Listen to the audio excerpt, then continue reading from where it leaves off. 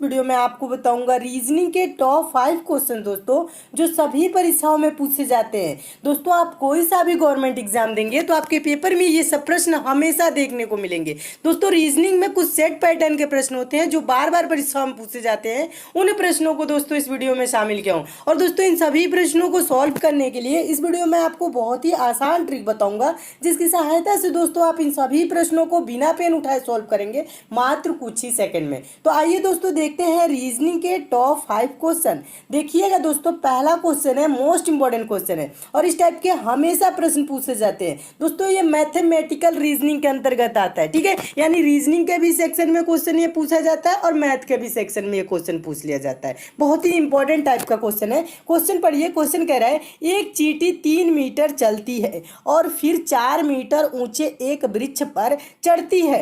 वह अपने, ठीक है, कह रहा है अपने मूल स्थान से वह कितनी दूरी पर है। इस पे दोस्तों दो टाइप के प्रश्न बनते हैं, ठीक है, पहला टाइप का और दूसरा टाइप का, ठीक है। तो पहला टाइप का कौन सा बनता है, ये वाला जो क्वेश्चन है इसको मैं सॉल्व करने की कोशिश कर रहा हूं और आप दोस्तों क्या करिएगा, समझने की कोशिश करिएगा, ठीक है। देखिए कह रहा है एक चींटी 3 मीटर चलती है। क्या होते हैं दोस्तों, एक चींटी 3 मीटर चलती है, यानी मान लेंगे दोस्तों चींटी इस पॉइंट से चल रही है। कितना मीटर चली है दोस्तों, 3 मीटर चली है और फिर 4 मीटर ऊंचे वृक्ष पर चढ़ती है। ये वृक्ष मान लेंगे दोस्तों 4 मीटर का है। कितने मीटर का है, 4 मीटर ऊंचे वृक्ष पर चढ़ जाती है। और प्रश्न अब क्या पूछ रहा है, प्रश्न देखिए पूछ रहा है अपने मूल स्थान से वह कितनी दूरी पर है। मूल स्थान यानी कि ये वाला है, यहाँ पे जहाँ से चलना स्टार्ट किया है और यहाँ पे पूछ रही है वह कितनी दूरी पर है। तो ये दूरी कहने का मतलब ज्यादातर स्टूडेंट क्या करते हैं, जोड़ लेते हैं। 3 मीटर चली इधर, 4 मीटर चली इधर, 4 3 क्या हो गया दोस्तों 7 और 7 मीटर आंसर देखते हैं तुरंत टिक कर देते हैं और आंसर गलत हो जाता है। ये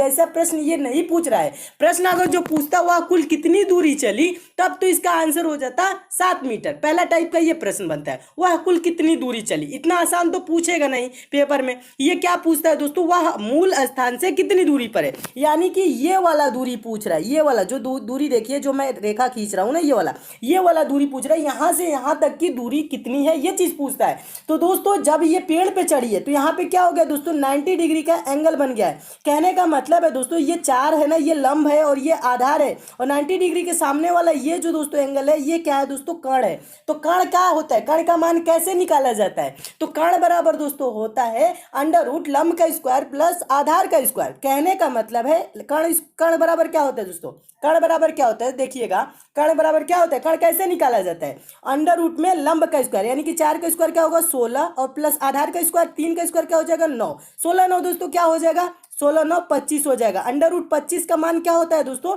25 का मान होता है 5। तो ये दूरी क्या हो जाएगी दोस्तों 5 मीटर हो जाएगी। समझने की कोशिश कीजिएगा, ये दूरी क्या हो जाएगी दोस्तों 5 मीटर हो जाएगी। और 5 मीटर किस ऑप्शन में दिया है, ऑप्शन नंबर पहले में दिया है। तो आपका ऑप्शन नंबर पहले क्या हो जाएगा, सही हो जाएगा। तो मैं उम्मीद करता हूं दोस्तों आप इस प्रश्न को अच्छे से समझ गए होंगे। एक बार और समझाने की कोशिश कर रहा हूं, समझिएगा। इसके लिए पेन उठाने की भी जरूरत नहीं होती है। कैसे सॉल्व किया जाता है, 3 मीटर चली है फिर 4 मीटर ऊंचे वृक्ष पर चढ़ गई है और ये दूरी पूछ रहा है 3 ये 4। तो क्या करेंगे दोस्तों, 4 का स्क्वायर क्या होता है 16, 3 का स्क्वायर क्या होता है दोस्तों 9, 16 9 क्या होगा दोस्तों 25। इसको √ में रख लेंगे, ठीक है। √25 का वैल्यू क्या होता है दोस्तों 5, ठीक है। तो ये कर्ण इस ऐसे आ जाएगा, ये 5 यानी कि ये दूरी जो होगी दोस्तों यहाँ से यहाँ तक की ये 5 मीटर होगी। यानी कि चींटी दोस्तों मूल स्थान से वो कितनी दूरी पे है, तो 5 मीटर की दूरी पे है और 5 मीटर ऑप्शन नंबर ए में दिया। तो आपका ऑप्शन नंबर ए दोस्तों क्या हो जाएगा, सही हो जाएगा। और इस टाइप के दोस्तों हमेशा प्रश्न पूछे जाते हैं। तो मैं उम्मीद करता हूं दोस्तों इस प्रश्न को आप बहुत ही अच्छे तरीके से समझ गए होंगे।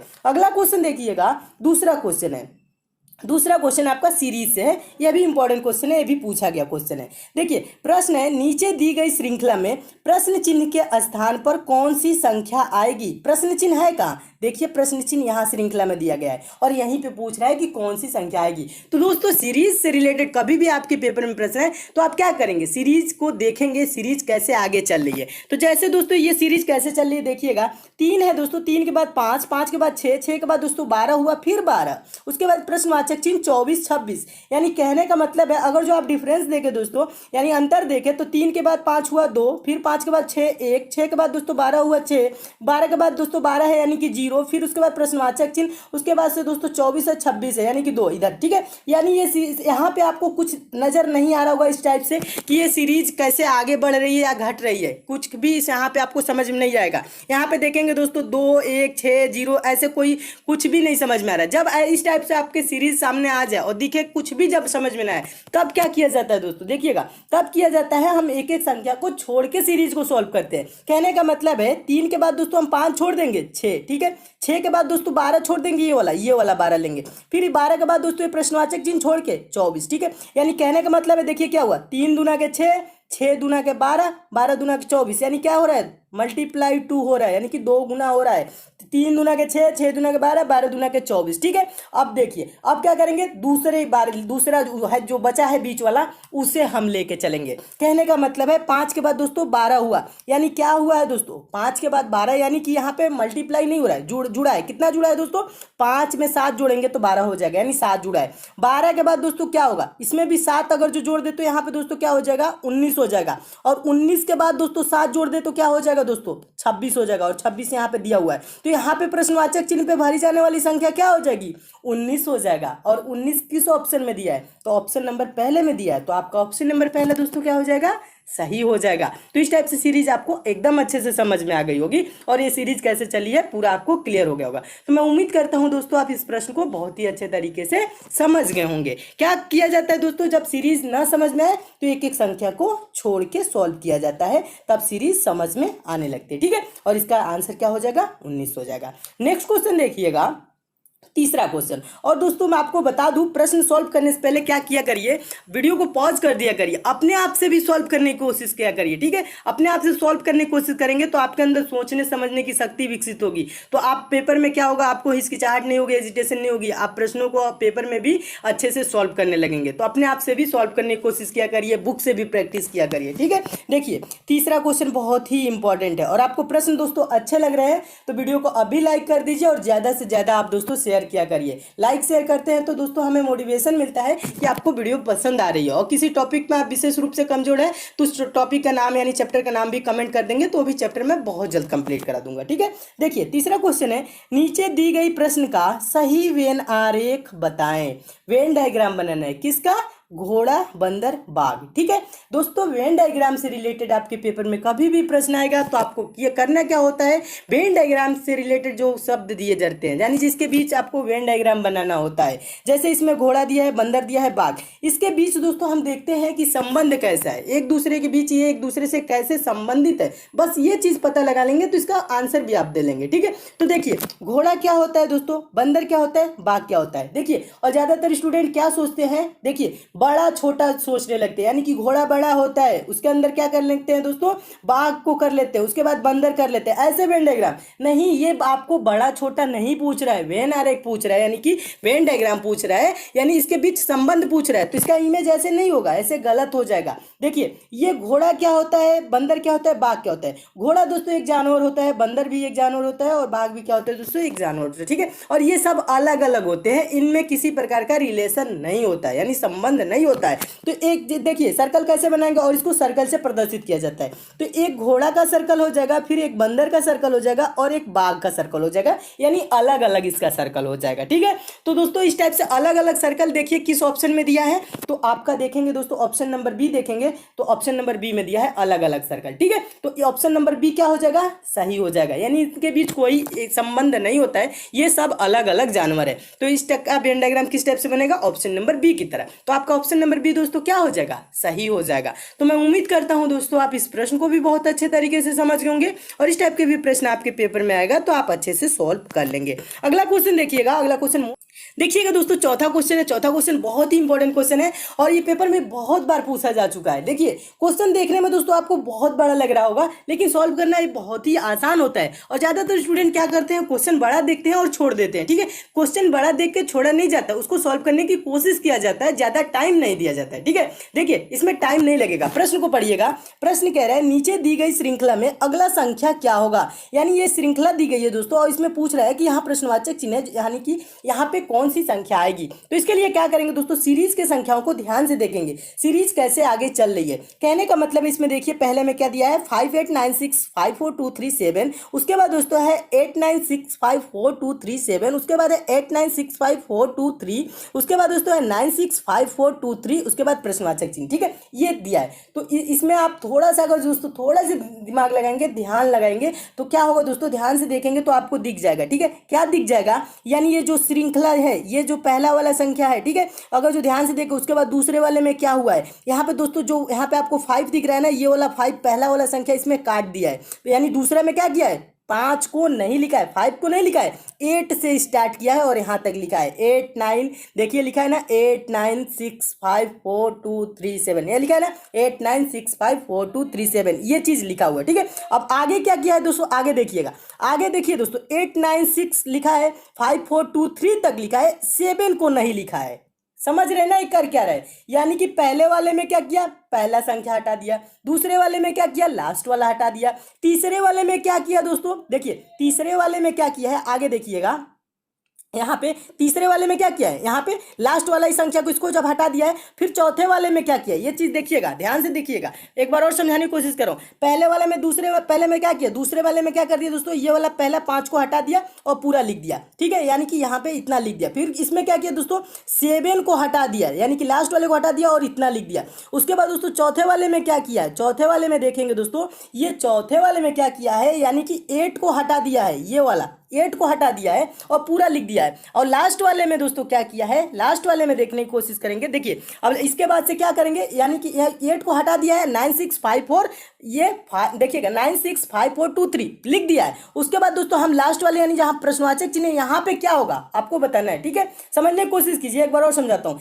यहाँ पे 5 काट दिया है, दूसरे वाले में यहाँ पे 5 काट के और यहाँ पे पूरा लिख दिया, ठीक है। तो इसमें क्या किया दोस्तों, 7 को काट दिया है, पूरा लिख दिया है। फिर क्या किया है दोस्तों, यहाँ पे दोस्तों 8 को काट के यहाँ पे लिख दिया, ठीक है। इसमें हम क्या करेंगे दोस्तों, 3 को काट देंगे, जितना बचा वो लिख देंगे। कहने का मतलब है दोस्तों ये बचा क्या क्या दोस्तों, 96542 इसका राइट आंसर होगा, जो कि ऑप्शन नंबर डी में दिया है। तो आपका ऑप्शन नंबर डी दोस्तों क्या हो जाएगा, सही हो जाएगा। तो इस टाइप के भी प्रश्न आए दोस्तों तो आप ऐसे सॉल्व कर सकते हैं। एक बार समझ लीजिएगा, ज्यादा कुछ नहीं किया है, बस 5 काटा है फिर लिख दिया, ठीक है। फिर इसमें क्या किया है दोस्तों, 7 को काटा है लिख दिया, ठीक है। फिर इसमें क्या किया है दोस्तों, 8 को काटा है लिख दिया। फिर आगे क्या करेंगे दोस्तों, 3 को काटेंगे लिख देंगे, ठीक है, 3 को काटेंगे लिख देंगे। तो इसका आंसर क्या हो जाएगा, ये हो जाएगा। देखिए दोस्तों बहुत ही आसान क्वेश्चन है और ये बहुत बार पूछा जा चुका है और मैं उम्मीद करता हूं दोस्तों इस प्रश्न को आप बहुत ही अच्छे तरीके से समझ गए होंगे।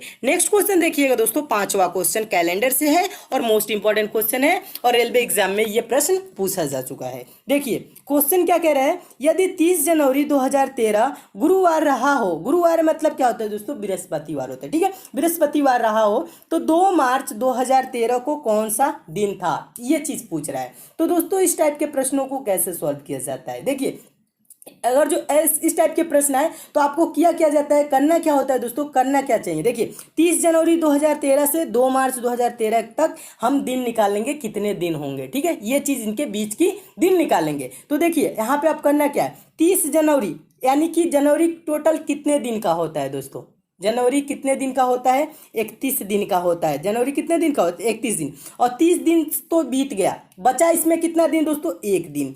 फरवरी कितने दिन का होता है दोस्तों, 28 या 29 दिन का।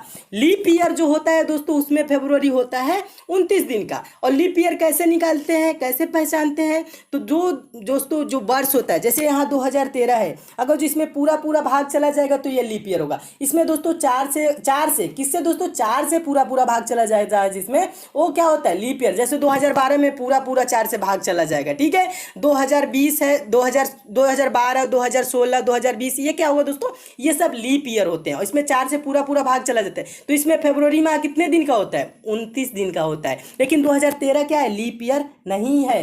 तो इसमें फरवरी माह कितने दिन का होगा, 28 दिन का। तो फरवरी में कितना दिन बचा दोस्तों, 28 दिन। और पूछ क्या रहा है दोस्तों, 2 मार्च को, फरवरी के बाद आएगा मार्च, 2 मार्च यानी कि 2 मार्च में 2 दिन, ठीक है। अब इसको जोड़िए, कितना दिन हुआ, 1 28 2 जोड़ेंगे, 1 28 29 29 2 31, कितना दिन हो गया दोस्तों, 31 दिन। अब क्या करेंगे दोस्तों, इसके बीच का दिन कितना आ गया, 31 दिन आ गया। हम 31 को क्या करेंगे दोस्तों, 7 से भाग करेंगे। 7 से क्यों भाग करते हैं, सप्ताह में 7 दिन होते हैं, प्रत्येक सप्ताह के बाद वही दिन रिपीट करने लगता है, इसलिए दोस्तों क्या करते हैं, 7 से भाग करेंगे। 31 को दोस्तों 7 से भाग करेंगे तो क्या होगा, 7 चौक 28 हो जाएगा। और यहाँ पे शेषफल में क्या बचेगा, शेष क्या बचेगा, 31 में से 28 घटाएंगे तो क्या हो जाएगा, 3 बचेगा। ये जो 3 दिन बचा ना, इसी को क्या करेंगे, गुरुवार में जोड़ देंगे। गुरुवार यानी कि बृहस्पतिवार में 3 दिन जोड़ेंगे, 1 दिन जोड़ेंगे तो क्या होगा दोस्तों, शुक्रवार, 2 दिन जोड़ेंगे शनिवार, तीसरा दिन जोड़ेंगे रविवार। रविवार किस ऑप्शन में दिया है, तो ऑप्शन नंबर डी में दिया है, तो आपका ऑप्शन नंबर डी दोस्तों क्या हो जाएगा, सही हो जाएगा। तो मैं उम्मीद करता हूं दोस्तों इस प्रश्न को भी आप अच्छे से समझ गए होंगे, और इस टाइप के भी प्रश्न आएगा तो आपके पेपर में कभी भी पूछा जाएगा तो आप सॉल्व कर लेंगे। ज्यादा कुछ नहीं किया जाता है, बस इनके बीच का दिन देखा जाता है, टोटल कितने दिन है। जैसे इसमें 1 दिन बचा जनवरी में, फरवरी में 28 दिन बचा, देखिए बिना पेन उठाए भी सॉल्व कर सकते हैं। देखिए क्या बचा दोस्तों, जनवरी में कितना दिन बचा, 1 दिन, फरवरी में कितना दिन है, 28 दिन, मार्च में किस मार्च को पूछ रहा है, 2 मार्च को, 2, इसको जोड़ लेंगे बस यही, ठीक है। जोड़ेंगे 1 28 2 क्या हो जाएगा दोस्तों, 31 हो जाएगा। और 31 को दोस्तों क्या करेंगे, 7 से भाग करेंगे। किससे भाग करेंगे दोस्तों, 31 को 7 से भाग करेंगे तो 7 चौक क्या हो जाएगा दोस्तों, 28 हो जाएगा। और यहाँ पे शेष में क्या बचेगा, 3 दिन। जो शेष में दोस्तों बचता है वही हम इसमें जोड़ देते हैं गुरुवार में। गुरुवार में 3 दिन जोड़ेंगे तो हो जाएगा रविवार, इसका रविवार। अगर जो दोस्तों शेष में कुछ भी ना बचे, जीरो बचे, जीरो भी कभी बचता है, ठीक है, तो यानी कि वही दिन होगा, गुरुवार ही होगा। जीरो भी बचता है तो आप कंफ्यूज ना होइएगा, ठीक है।